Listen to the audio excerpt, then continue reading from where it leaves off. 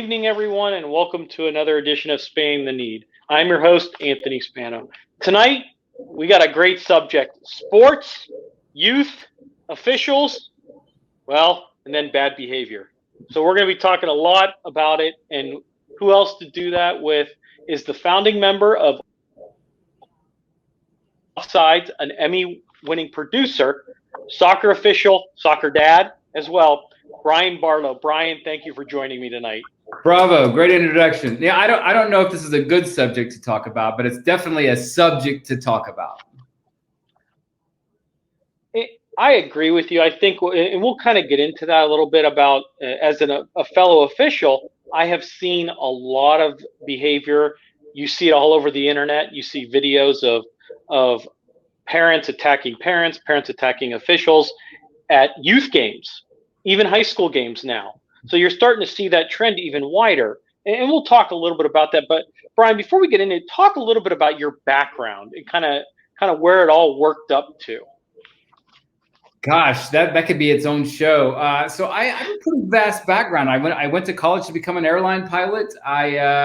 One of my roommates was in broadcast journalism, asked me to do host a TV show for him because I have a likable personality, I guess. And I really liked the camera, and I liked the category of broadcast journalism. So I was running out of money because flying is very, very expensive. So I switched my major to broadcast journalism.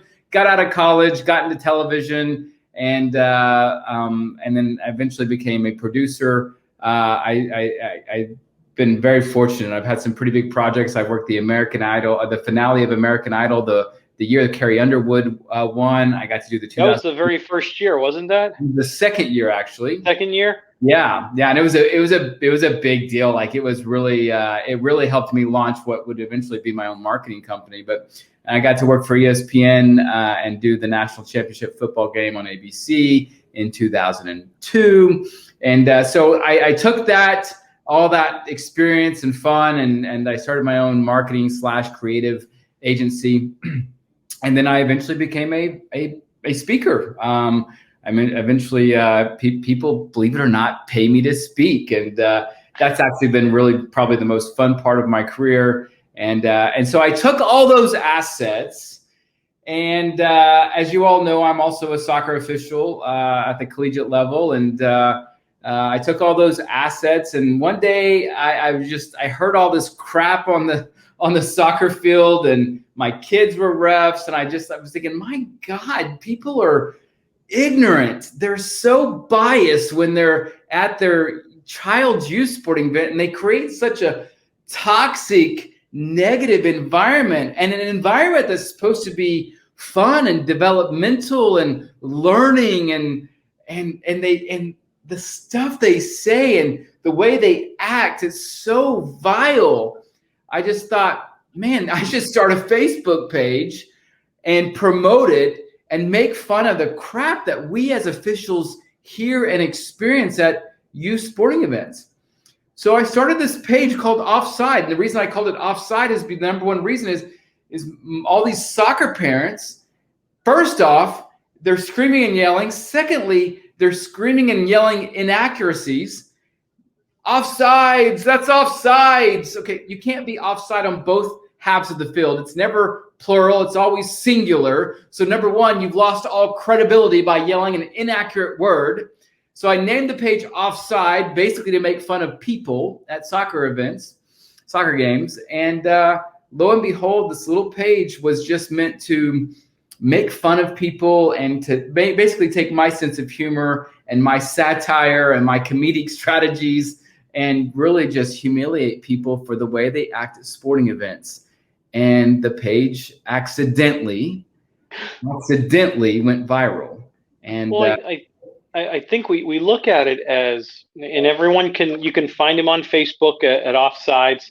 And one thing that really I think is people, and I've talked to several as a fellow official, I've been able to look at people, and I've also had parents come up to me and apologize afterwards because they've seen themselves on video. And sometimes I think people don't realize what's going on. And the funny part is you started this back in 2016, which the entire was just a discussion and viewpoint of adults' behavior at youth sporting events. Now, when we talk about youth sporting events, is my definition correct? Basically, high school level and under. Yeah. Yeah. Because we've seen some professional sports, certain ones, not all,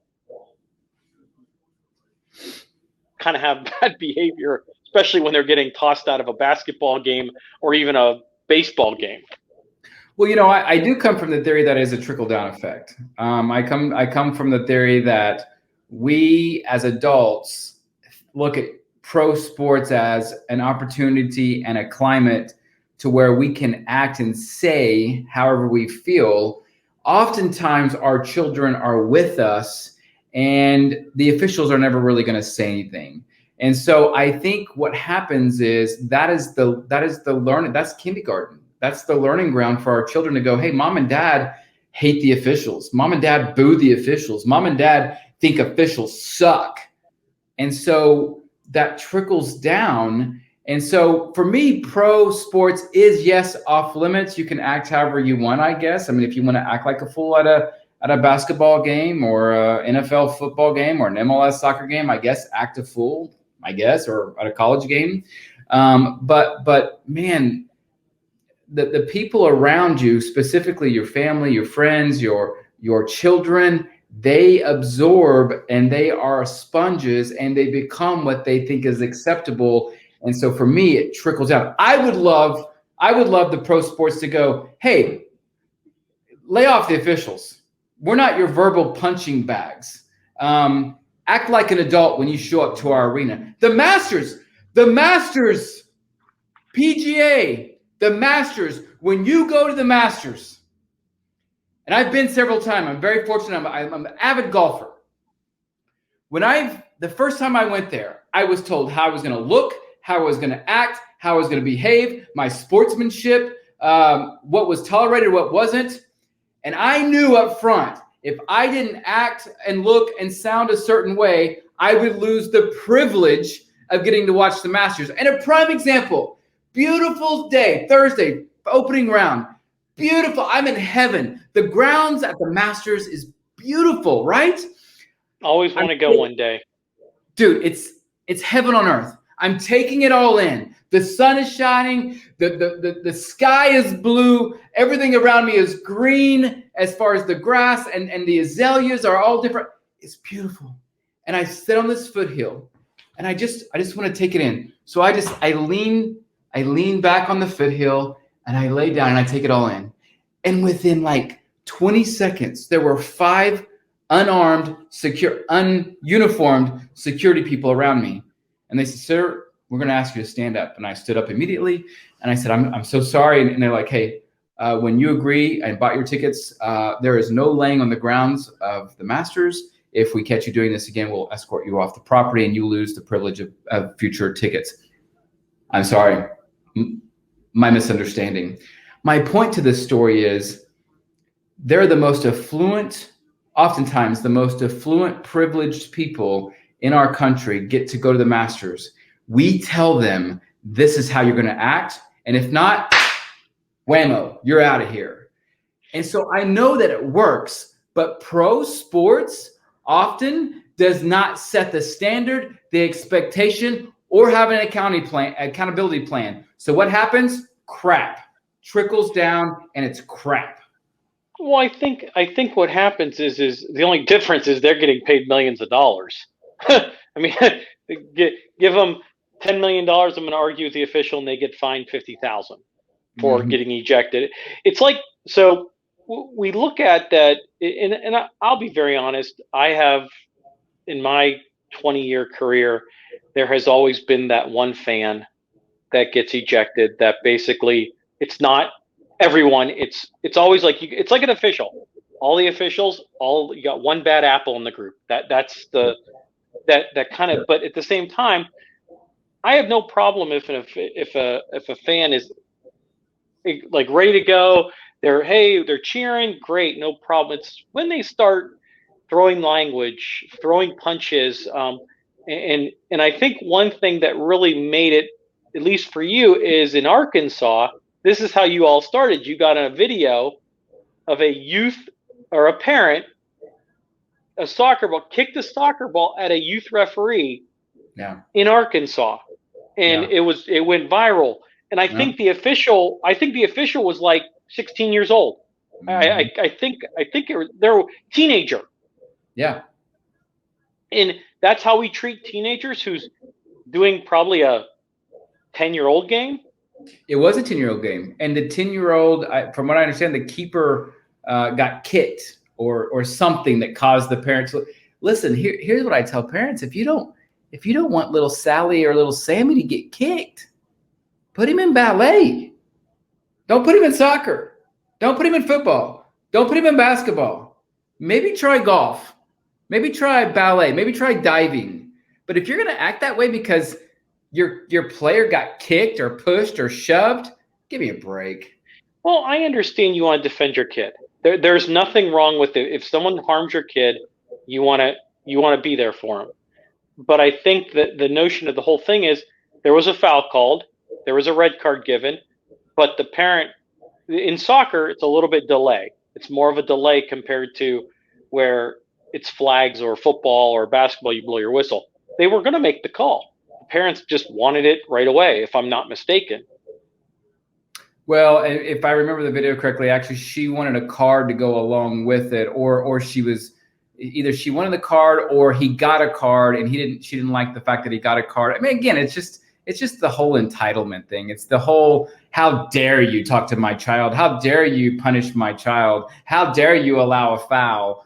It's just that whole toxic negative mindset that really isn't needed in sports. And whether the foul was called or not called, that does not give you permission to act like a fool at your child's sporting event in front of all the other children. And the irony of the story, the irony of that whole entire story is I was doing a college match a couple of years ago, and the young lady that was on that had the ball kicked at her was assigned to my game. And I didn't know it. I didn't know who she was at the time. I didn't realize it was her. And she told me, she goes, Barlow, I'm the girl that's in the video. And what I didn't know is she was an up and coming official that had been targeted as far as someone that they wanted to develop and make a higher level official.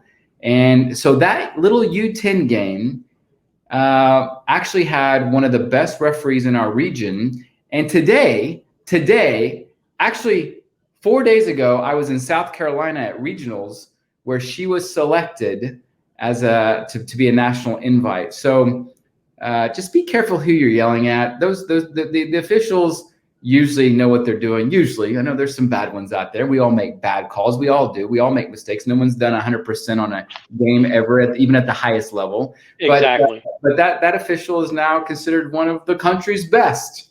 And you kicked the ball at her because your kid got a card or didn't get a card. Just a shame and embarrassing. Well, have you? So I will.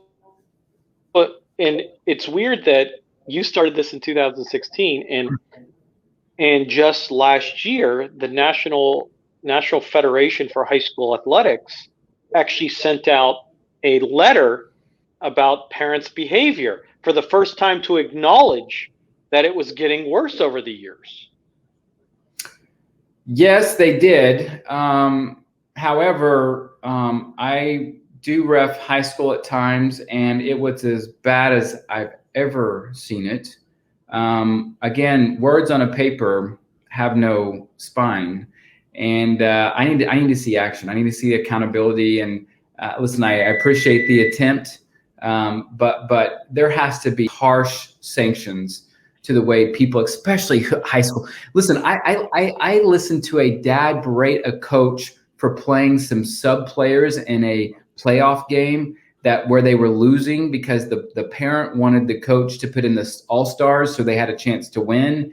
And we forget high school is oftentimes the only opportunity that many of these young athletes get to even play an organized sport, much less be involved in winning a game or getting to go to a playoff. And this dad was just in small rural backstreet, just a hillbilly town, is screaming to the top of his lungs, making a huge scene about the fact that the coach didn't put in the all-stars so they could have a better chance to win. And that's all going on. I'm just thinking, at what point as an adult do you think I'm not sounding like an adult right now? I sound like a spoiled, childish, rotten, ill-behaved child. At what point does that go through your mind when you're screaming and yelling at a coach or an official at a high school game? At a high school game, it doesn't make sense to me. So I appreciate the letter, but we need to remove people. We need to remove people from the privilege. It is not a right to watch a soccer game that your kid's playing in. It is not a right. It is a privilege. We need to remove people that don't deserve the privilege of getting to do so. I've been very fortunate, at least the basketball games I have ref, that I have not had problems with the kids or the coaches at all. Okay, you get a technical foul or anything like that, but other than that, I've been very fortunate, at least with the coaches and the players. Now, sometimes at least when I've ref, that parents are yelling and the kids are cringing because they're embarrassed about their parents. Right. I mean, so I think people are getting it. It's just taking longer to do that. Does that make sense? Well, it's taking longer, and there's a lot of people that just hate me personally and hate the offside page because of the stance that we take that adults should not act this way. But I'm just excited that at least the conversation is happening. I mean, I feel like for years everyone knew that parents yelling at officials or other players or fighting on the sideline amongst themselves, we all know that it's been an issue and that it's a problem, but is it really openly, publicly talked about? And so for me, this page, at least igniting the discussion, is a win. And now, I mean, I'm oftentimes 7 to 10 to 15 times a month on a national television show. And I don't care if it's me. I don't care who's talking about it. At least we're having the discussion. But at some point, the discussion has to stop.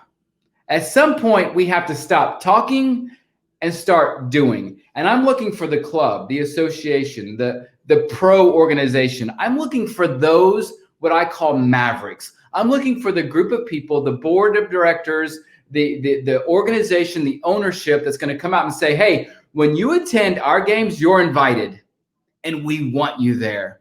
And bring your passion and bring your fun and bring your theatrics. Leave the bullshit to the side. Well, and you look at it as, I know in Ohio, you get ejected. It's $100 fine and anger management. So that's at least in Ohio. It's like that. I'm not sure what other states are at the high school level. I know that there was talk of officials in general, games getting canceled, rescheduled, going with one official because there was no officials, because people were either quitting, not doing it anymore. There was a report that came out for Ohio High School Athletic Association, at least the state of Ohio, that they lost like 15% of their officials in the last like 2 years because of a variety of functions, but the main one was behavior of the crowd. Well, I can tell you last month, I know of 40 different tournaments that were canceled because of lack of officiating. I can tell you in the state of Oklahoma, 40 to 50% of our high school games only had 2-man crews, not 3-man crews. I can tell you, I had a coach berate me in one of my referee crews because we were on a 2-man system and he thought that his team and game deserved a 3-man system. And I said, your actions, the way you're acting right now toward us is the reason you only have 2 people working. Dumbass, you know? Yeah, I mean, it's just one of those things, like, you want to be there for the kids, but you got too many, you're facing, it's almost like, okay, you don't do it anymore if it's not fun, because a lot of these guys do it because of the love of the game, and trust me, it ain't the pay. It's definitely not. It's not the pay. I mean, I do it because I love the game. I love the kids. I love the atmosphere. Yeah. I love high school basketball. I love all these sports, but it just becomes more of a headache to go. Some officials have said that, like, it's like that thing, like if it's not fun anymore, I'm not going to do it anymore. Right. Do you blame them? I see theirs. I mean, I'm a little bit different. I have a little bit thicker skin. I laugh at some of the comments that sometimes people say because it depends. Like and I'm one of them that will actually talk to the crowd. I've had several occasions where front row people, like during a timeout, we're in certain positions on the court, and people will ask, and I have no problem explaining the call, and then all of a sudden they're like, "Oh yeah, that okay," like they understand, and they're more respectful about that. But then there's some instances where you can't even talk to people. Right. Yeah, we're trained as soccer officials to never speak to the people behind us or around the pitch. But and if it's hard in basketball. Yeah, I mean, it's just I just really want to look at them and go, really, you know, I understand that you're biased. I understand that you're emotional. I understand that you've not been trained. Would it be too much to ask for you just not to, you know, not to say anything right now about the throw-in decision that 60% of the time gets turned over to the other team, not throwing it in anyway? I mean, it's just the little stuff that just throws it all off. I mean, there was even a stat that was done by the National Association of Sports Officials that 40% of officials believe parents cause most problems. 64% have had to eject spectators from youth games for bad behavior, and 70% quit within the first 3 years of actually becoming an official. Yep. Those are some high numbers. Yeah, they are high, and you know, people wonder why. Number one, why we don't have enough officials. Number two, why we don't have good officials. Well, we don't have time to prime the officials to make them good because they run away within 3 years anyway. I'll give you a prime example. I'm at a regional game. There's nothing but the best referees. This is a couple weeks ago. Nothing but the best referees at this event in this part of the country, and I mean, you're getting top grade A officials. And we had a parent yell, and this was a crew of four regional refs. You're not going to get much better than that. No, you're not. Yeah, and so a guy's just like losing his crap and says, and I think we were doing a U17 boys, and he just yells at the top of his lungs, "You guys need to pull your head out of your ass." Nope, we're not going to tolerate that, my friend. So the game stopped, and he was escorted to the parking lot. And I just wondered, was that worth it? I mean, you spent all this money, you traveled, I think they were from San Diego, traveled 1,800 miles across the country, and now you get to watch the windshield. Dumbass. Yeah, I mean, it is sad, and it's funny. It's funny because that. Well, let me take that back. It's not really funny. It's funny in a way that you think he's like, you're an adult and you should behave maybe a little bit better, but I can't answer for someone else's responsibilities. I only can be myself. Well, so for me, the mindset is, what makes you think that your opinion is better than the officials? And I want to tell people this. And I don't know about in your officiating world, but in the soccer world, sometimes you don't blow the whistle for a foul. Sometimes you acknowledge there's a foul. But referees are arbiters. We are there to help expedite the game, keep the players safe, have a safe and fun environment for the players. And a lot of times, especially the higher level you go in officiating, you let a lot of stuff just go because the players have figured it out. The players can play through it, or an advantage is developing. And so, you know, you have the coach that might be yelling, "Hey, that's a foul," and the parent that's like, "Push, if they're going to push you, push them back." When in reality, you're just letting the game flow. You're letting the game happen without interfering because it's not causing a disturbance to the moment. And so what I really want to look at these parents and say, you know, I understand that you think that's a foul, and yes, you might be right. It might have been a foul, or it was a foul. But the game doesn't need us. It's about the players. So just shut up. Well, and the other thing is I've had games where both teams are so athletic that they're going to play through a little bump that's just, they're going to go right through it because they're so athletic. You get like top teams that they don't want you to call. They want you to call fouls, but you estimate how the game is going on, but you're going to still call a foul as an official. Yeah. And I think, and you're definitely, you try to officiate all the games the same, but unfortunately you can't. You have to officiate what's in front of you, Yeah. using Yeah. the rules to make sure that everyone's safe. Because for me, safety is number one. I think every official, safety is number one. Number two, we want them to all have fun and play a good game. And then three, you want it to be a competitive game. The Sure. ones that probably I don't like are the ones that are 40 or 50 point blowouts where you're just like, you feel bad for the kids and Yeah. you're just trying to help them along, and you may not call a travel when he barely makes a step, but you're just trying to help the kids. And normally, like I said, I've been very fortunate that a lot of the coaches, when it's 40 or 50 points, they're not going to say anything. But Sure. you still have the fans that don't understand that philosophy. And I always look at that. I've had where coaches have actually walked in the stands and talked to parents Yep. and supported the officials on the floor when you got one of the best crews. I'm a good official. I'm not, like you said, we're all good in a variety of different ways. And I had two officials that were all state, that were at state, that were scheduled to be at state. And he basically told the fans, like, okay, you're looking at the best officials in the state. If you're going to complain, then you don't need to be here. And they didn't say a word the rest of the game. We need more coaches like that, and like you, very rarely do I have issues with coaches. Exactly. It's always the bystanders, the idiots, or the cheeseburgers, we call them on the offside page, that are out there that probably could run a 100-yard dash if you gave them 30 minutes and, a push. But yeah, we need more coaches that understand that referees are vital for the success and the continued growth of these sports. And without us, it is simply recess. More coaches need to establish, number one, an expectation by their parents. Number two, an accountability plan by those same parents. And number three, publicly admonish people who start creating a scene about themselves taking away from the game. More coaches need to do that. Yeah, and we're, like I said, always fortunate, definitely fortunate in where I am, in most of Northeast Ohio and Western PA. Well-respected coaches, been around a long time, know the game.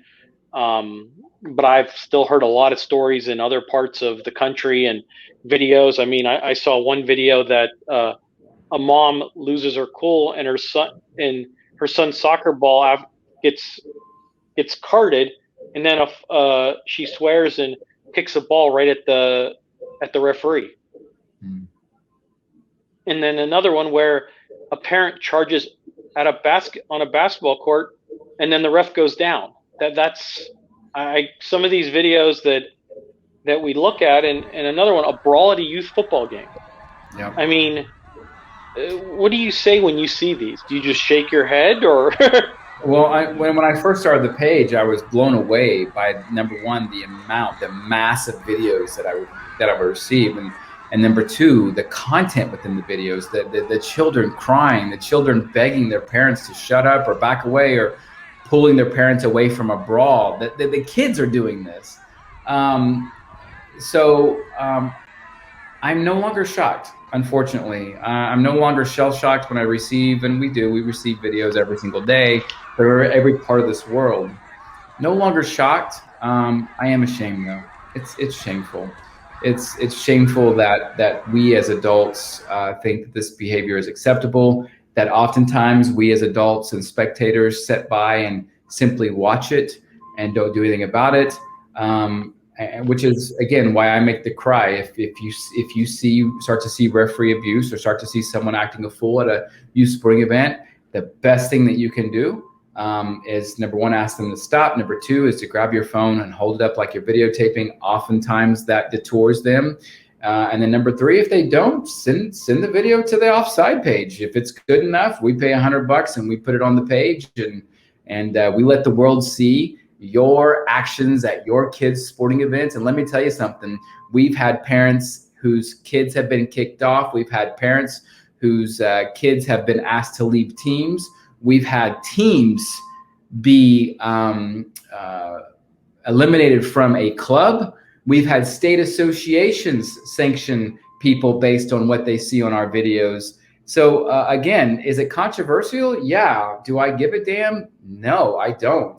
This is what you act like. This is what you provide youth sports. And if it's not positive, and if it's not developmental, and if it's not fun, and it's you acting like a cheeseburger at your kid's sporting event, we're going to show the world. We're going to show the world your talent. Well, he get a nice incentive too. Yeah, right. I'll Venmo you the money. Yeah, I'm running low, by the way. I need a couple of sponsors for the next few videos. We look at the whole picture. At the end of the day, we've seen a lot of the videos. I mean, I think those videos, no matter if they're posted on your website or even the news picks them up, they're pretty horrendous videos because they're not just players, they're fans, referees, sometimes not even referees. Sometimes parents just one kid pushed another kid to the ground and the one kid grabbed them, and then all of a sudden the fan comes out of the stands and starts yelling at the opposite coach. So I mean, you got it where it's almost everywhere you go. Well, it is everywhere you go. It's almost every single game and every single sport at every single age division, and which again, I wish this page didn't exist. I would rather it not exist, but until I can at least make a big enough dent to where someone thinks, everyone, not just someone, but everyone thinks twice before raising their voice and acting like a cheeseburger at their sporting event, that's when we'll know that this page or at least the discussion has helped. And again, we're just a small page. This is a homegrown page that just accidentally went viral. And yes, I do things a little different than most people. Yes, I'm a very in-your-face type of guy. Yes, the page is very condescending to people who act like cheeseburgers at youth sporting events. But the whole intent is just to provide a good, safe, fun playing environment for all children, not just your little premier goddess that's going to go play the MLS or the MLB or the NFL. Yeah, it's for all. It's in hopes of you thinking twice before becoming involved and being a participant in an event that was meant for your kids. Is that too much to ask? I think you kind of hit it, that it's just, take a step back before you start. There's no problem. You can scream all you want, boo. We don't care. We don't mind that type of stuff. At least I don't. I mean, That's just the game. You know what I mean? Yeah. It's the notion of now you're going to harm someone. I think that's where the next step, because there's been issues that coaches have jumped in and just a variety, and kids getting embarrassed. And I mean, at the end of the day, I hope people can kind of just trust me, I'm not perfect. I'll be the first one to admit that as a fellow official myself, and just in general, I make mistakes. Sure. Well, I will say this, until you stand on the tombstone of a fellow colleague with his wife, his children, his 2 boys, and you stand there at his tombstone with his family, that you then realize this gentleman lost his life because he pulled a red card out and red carded a player, an adult player, and the adult player lost his shit so much over the decision. Again, a red card. Okay, you got red carded. You don't get to play the next game. Woohoo. That he punched the referee, John Benowitz, so hard that he died. That's the mentality that is killing sports. And no one's truly, everyone, they always ask, Barlow, why are you so passionate about this? Because I've been with a man's family who's 6 feet in the ground over a decision, over a game decision. That's why I'm passionate about it. You have a personal reflection to it. Absolutely. I was with a 19-year-old boy in El Paso, 17-year-old boy in El Paso, who a 42-year-old coach ran after him after the game and attacked him, hit him, put him in the hospital because he made a penalty kick decision at a U14 soccer game. So yeah, I'm passionate. Adults can't be responsible and respectful at a youth sporting event, and these events are meant for development, for positive sportsmanship, for positive energy, for fun, and we're burying referees and we're kicking their ass to the point that they're going to the hospital. There's a 14-year-old referee 100 miles from me 3 years ago. A grown-ass man chased him after the game, said, "I'm going to find you. I'm going to kill you." Give me a break. So yeah, I'm passionate. Don't act like a dumbass at your kids' sporting events. There won't be video of you there, and we won't post it on the offside page. It's that simple. This is not brain surgery. Don't act like an idiot at your kids' sporting events. That was well put.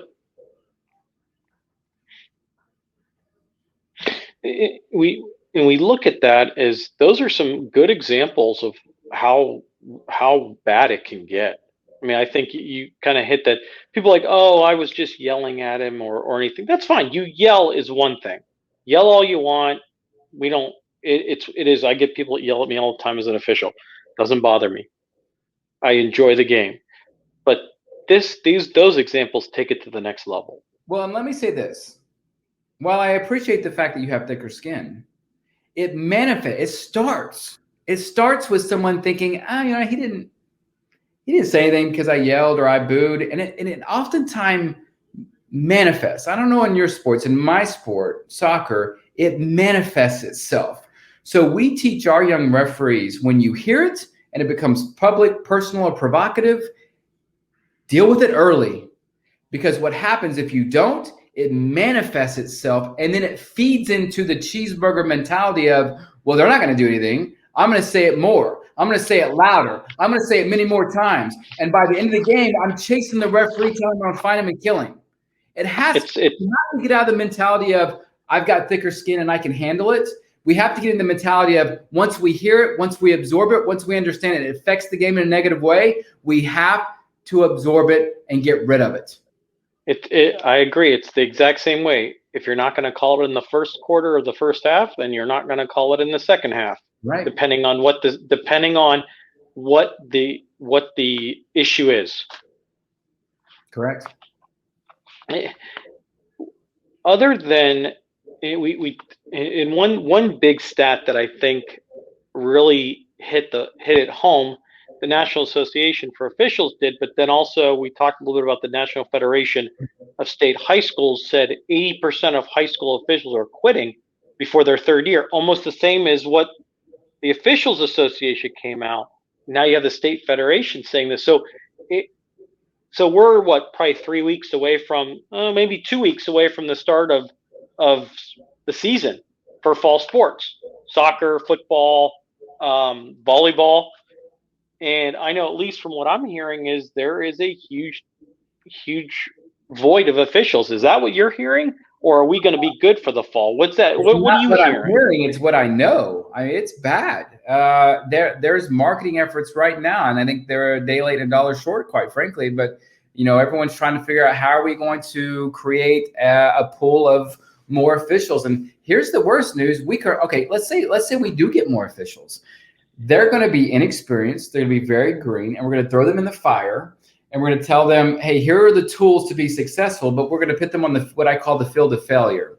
And we're going to put them in an environment to where people are going to be loud, they're going to be obnoxious, they're going to need mental treatment because of the way that they act.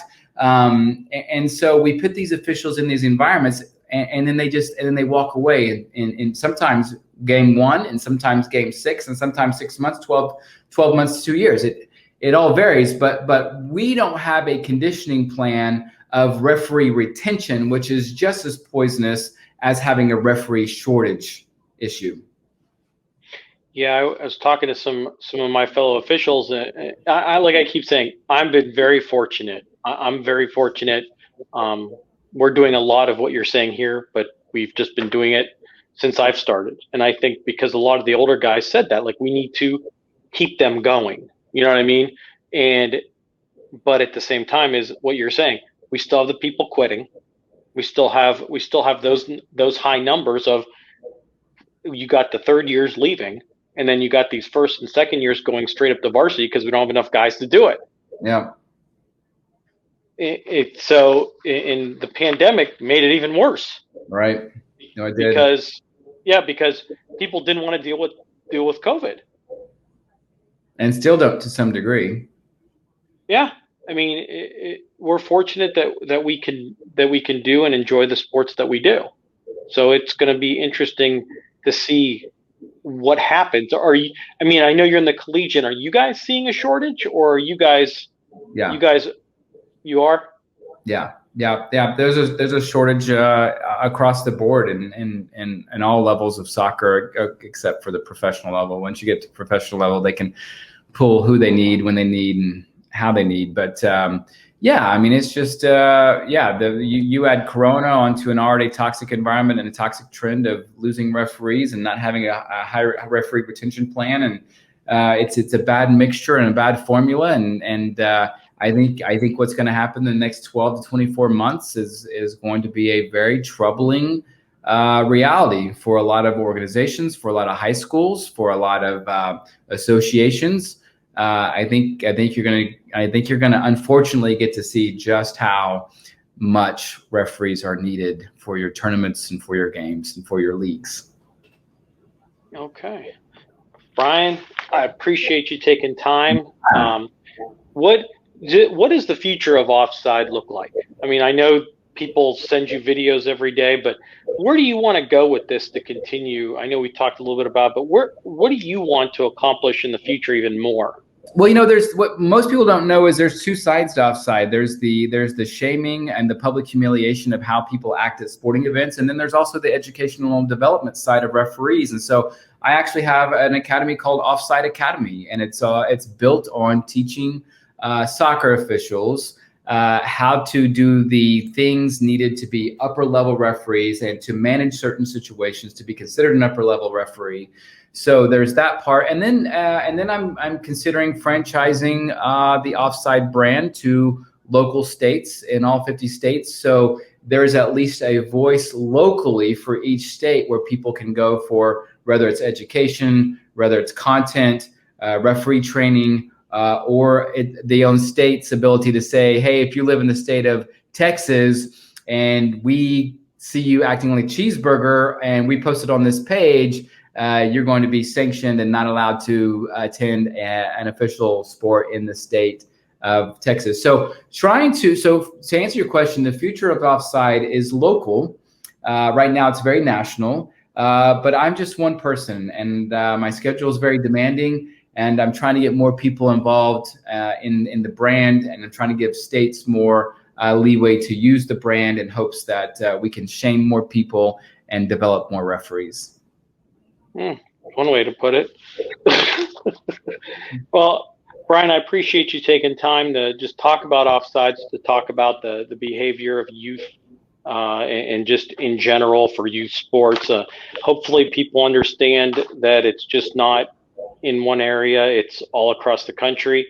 And we just hope that everyone kind of takes a step back and kind of thinks before they do, and then you won't end up on offside. It's pretty simple. We hope it was that simple. It's very difficult for many people. Brian, thank you. I appreciate your time. At the end of each show, I like to have some fun with my guests. You up for a little? Okay. Yeah. So I asked them about 4 or 5 questions.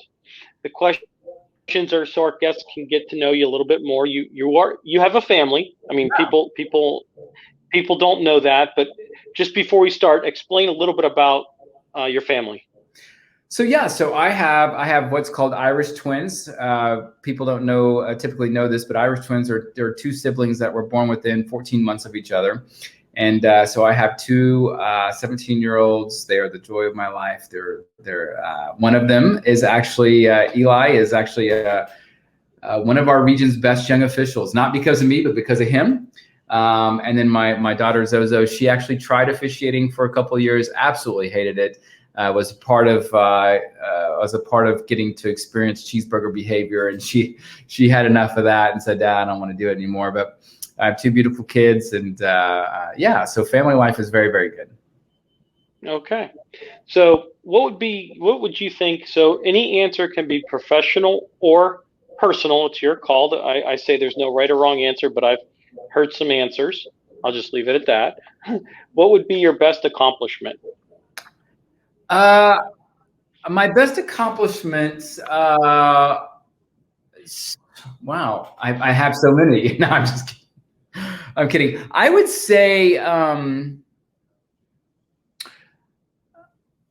I would say the personal side of me wants to say being a dad. I never wanted kids. As a matter of fact, when I was married, my wife Lori, she wanted kids. I didn't want kids. And I'm a traveler. I'm a doer. I like to go. I like to be places. And she talked me into having kids, and I was totally against it.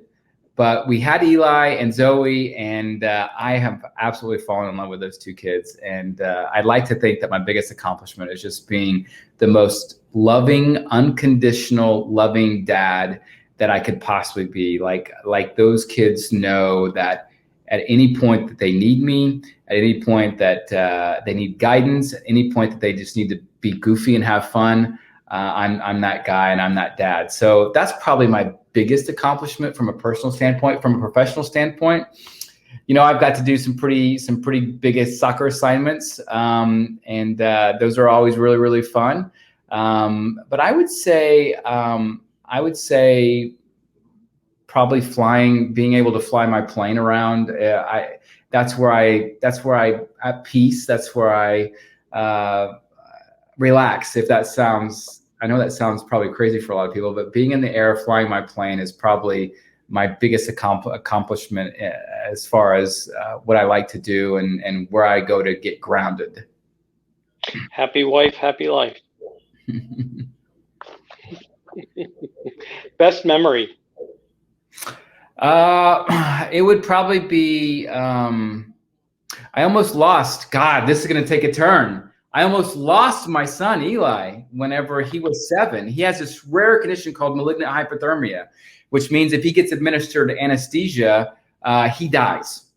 He got administered anesthesia for this very minor surgery. We didn't know he had this condition. He should have died.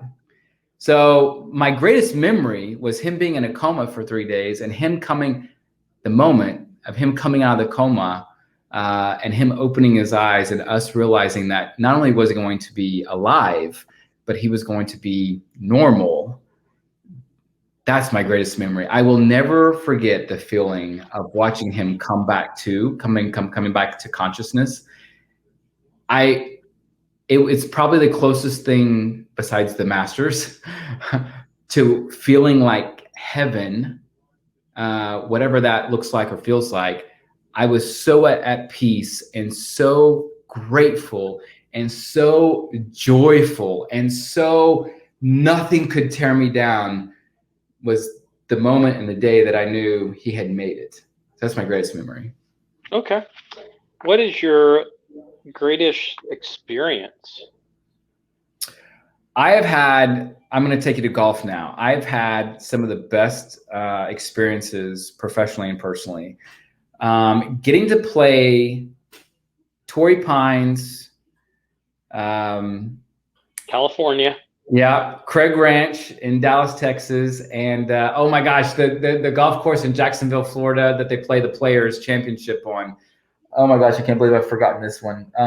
But they have the famous number 17 Island Green. I forgot the name of it, but I would just pick up my ball and walk away from the hole. And dude, I scored a bogey on it when I played it. I was so nervous, like 119 yards. I'm nervous as all get out on the tee box. I'm like, I hit this shot constantly. This is not a big deal, but it's surrounded by water, so it's intimidating. It's in a very esteemed hole, so you don't want to screw it up. And so I whacked my pitching wedge 119 and got it on the right side of the green, and then I 3-putted for a bogey, and I was happy to have. It's the best bogey I've ever had. So those are some of my better experiences. Just getting to play some of the top golf courses in the country, including that one. Every time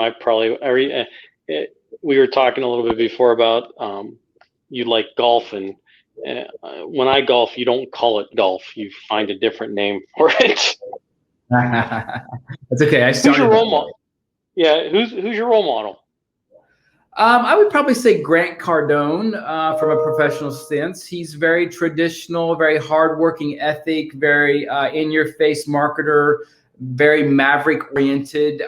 Listen, I don't swim downstream. I swim upstream. I have all my entire life. I typically do what other people won't do. I know how to market. I say things that people think, but would never say out loud. So Grant Cardone is mimics a lot of that. So I study him quite frequently. Okay. So, and then my last question is, if there was one person you would want to meet, past or present, who would it be and why?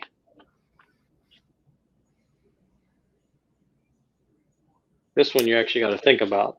You know, I'm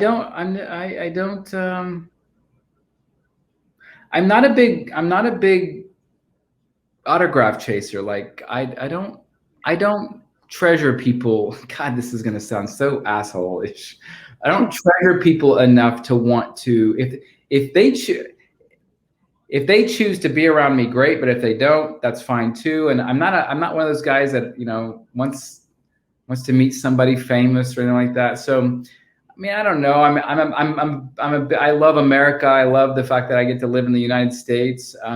So I don't know, maybe a past president, whether it's George W. Bush or Bill Clinton, Donald Trump, just to ask them questions like, what do we really, and not that I would ever get the answer, but what do we really not know as citizens of this, not just this country, but this world? Like, there has to be so much more that we'll never know or never understand. And I'd love just to ask somebody, just give me something. Like, I know that there's probably aliens based on the latest government report, but what do we know? Like, this world or this atmosphere is so extravagant and so big and beyond what we can even comprehend. Like, there has to be elements out there that no one's told us, and I just want a little bit, of information.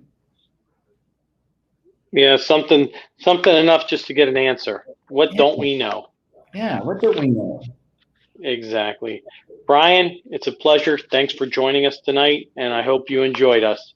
Hey, you know, I did. I enjoyed the podcast. I wish you nothing well. And from one official to another, I appreciate what you do as an official. It's a thankless job. And just remember, you are part of the 1%, the 1% of people in this world that actually get paid to make officiating judgment type decisions. So be proud that you're in that 1%, my friend. I appreciate that. So, Brian, thank you. Stay on. Everyone, thank you for joining us tonight. I hope you enjoyed a different type of podcast. And if you want to visit offline, where can we find you, Brian? On the Offside page, it's Your Offside on Facebook.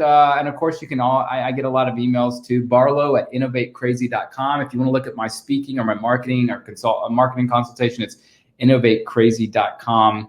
And you kind of get a sense of all the crazy stuff that I touch professionally and personally on that website.